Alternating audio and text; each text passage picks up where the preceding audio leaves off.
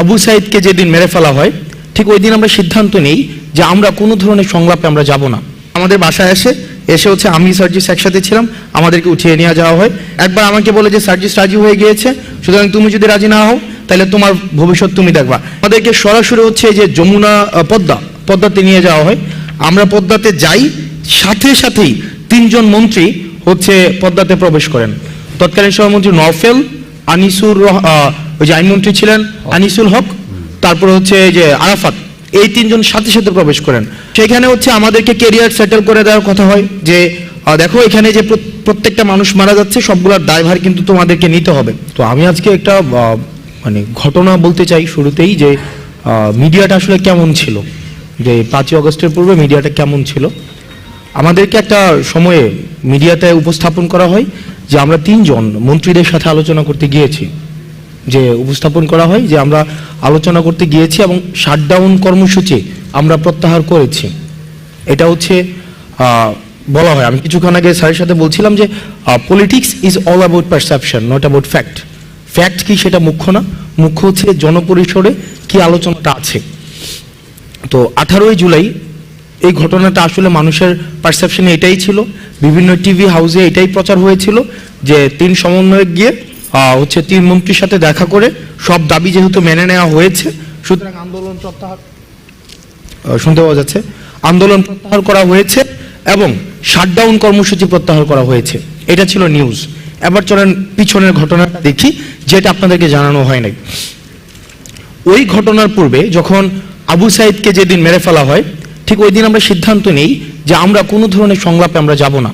আমরা সেদিনই বলেছি যে রক্ত মারিয়ে কোনো সংলাপ নয়।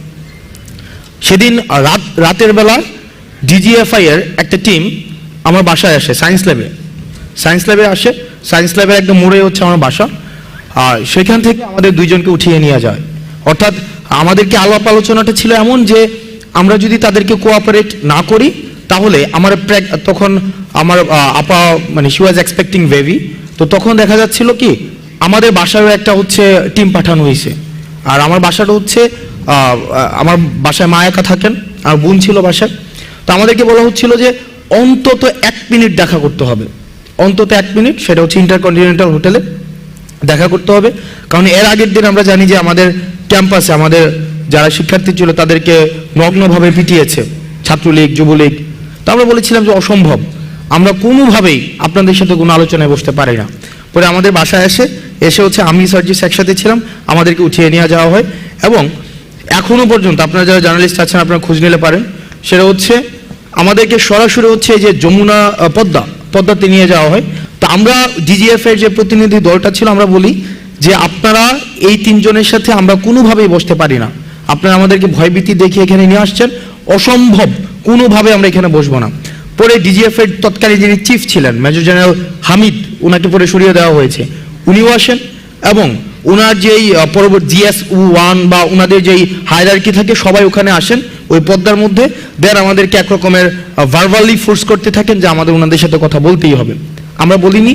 পরে হচ্ছে ওনারা আমাদেরকে যেহেতু কনভিন্স করতে পারছে না, পরে ওই 3 মন্ত্রীকে 30 মিনিটসের মধ্যে বলে যে ওরা বসবে না। পরে আমাদের সামনে দিয়ে আবার হচ্ছে ওনারা চলে যান। আমরা ওনাদের এন্ট্রেন্সটাও দেখি, এক্সিটটাও দেখি, মানে আমরা 2 জন কোনোভাবেই কনভিন্স হই না। তো যেহেতু আমাদেরকে কথা ছিল আমাদেরকে বাসায় ফেরত দিয়ে যাবে, ওই দিন আমাদেরকে আর বাসায় ফেরত দেয়নি। তখন আমাদেরকে একটা সেফ হোমে নিয়ে যাওয়া হয়। সেফ হোমটা এখনো আছে কিনা আমি লোকেশন দিচ্ছি, সেটা হচ্ছে যে আমাদের মৎস্য ভবনের অপোজিট সাইডে আন্তর্জাতিক মাতৃভাষা ইনস্টিটিউট। বাইরে থেকে কোনোভাবেই বোঝা যাবে না যে এটা একটা ডিজিএফআই এর সেফ হোম। বাইরে থেকে মনে হবে একটা পরিত্যক্ত বাড়ি, কিন্তু আপনি যখন ভিতরে প্রবেশ করবেন দেখবেন সেখানে মডার্ন এমিনিটিস সব কিছুই সেখানে অ্যাভেলেবেল, কনফারেন্স রুম রয়েছে, সব কিছু রয়েছে। সেখানে আমাদেরকে সন্ধ্যাবেলায় নিয়ে যাওয়া হয়। দেন পরবর্তী 2 দিন আমাদেরকে সেখানে মানে আটকে রেখে যত ধরনের ফোর্স করা যায়, ভার্বালি, ফিজিক্যালি, যত ধরনের। এবং রাষ্ট্রে এমন কোনো আইন প্রয়োগকারী সংস্থা নেই যারা আমাদের সাথে ওই সেফ হোমে বসে নাই। এবং মেন্টালি যত ধরনের টর্চার করা যায়। একবার আমাকে বলে যে সার্জিস রাজি হয়ে গিয়েছে, সুতরাং তুমি যদি রাজি না হও তাহলে তোমার ভবিষ্যৎ তুমি দেখবা। এবং আমরা সেখানে মিডিয়ার ভূমিকাটায় পড়ে আসছি। আজকে আমরা মিডিয়াকে দেখছি সব জায়গায়। আমি মিডিয়ার উপরে প্রচন্ড পরিমাণ ক্ষুব্ধ, ওই মিডিয়ার প্রতি আমার ক্ষুব্ধতার জায়গাটা কোথায় সেটা আমি একটু পরে বলছি। এবং সেখানে হচ্ছে আমাদেরকে কেরিয়ার সেটেল করে দেওয়ার কথা হয় যে দেখো এখানে যে প্রত্যেকটা মানুষ মারা যাচ্ছে সবগুলোর দায়ভার কিন্তু তোমাদেরকে নিতে হবে, সবগুলোর দায়ভার।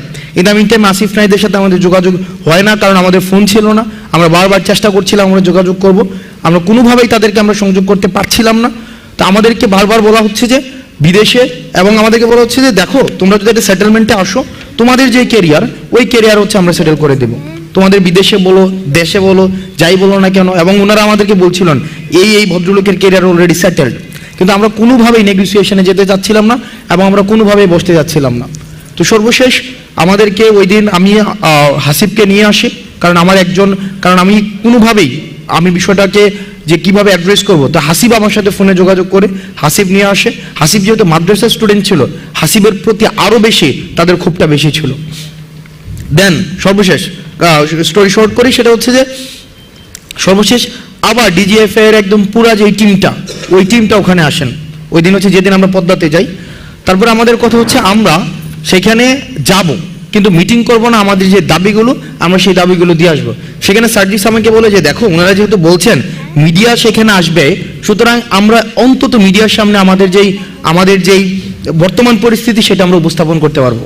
ওনারা যদি মেরে ফেলবে, কিন্তু আমরা ওখানে উল্টা স্ট্যান্ড নিব। তখন আমরা ওই সিদ্ধান্ত নিয়ে আমরা পদ্মাতে যাই, কিন্তু আমরা একটা মিনিটের জন্য ওনাদের সাথে আমরা কোনো বসি নাই। আমরা 8 দফা দাবি, 9 দফা থেকে 8 দফা আসছে, সেটাকেও ওনারা কেটে দিয়েছে, সেটাকেও ডিজিএফআই নিজে কেটে দিয়েছে। এবং আমাদেরকে যখন আমরা আসছি নিচে আসার পর আমরা দেখলাম মিডিয়ার এখানে যারা যারা আছেন, এই ক্যামেরাগুলো লোগো সহ মিডিয়া, তাদেরকেও আমরা সেদিন সেখানে দেখেছিলাম। এবং আমরা সেখানে আমাদের সাথে যা হয়েছিল আমরা স্পষ্টভাবে সেই ঘটনাগুলোই বলেছিলাম। দুঃখজনক হলেও সত্য, আবার যখন আমাদের সেই ফোনে নিয়ে আসা হয়, আমরা দেখেছি ডিজিএফআই ফোন দিয়ে সেটাকে ইন্টেনশনালি এই প্রত্যেকটা ভিডিওকে কাট করেছে।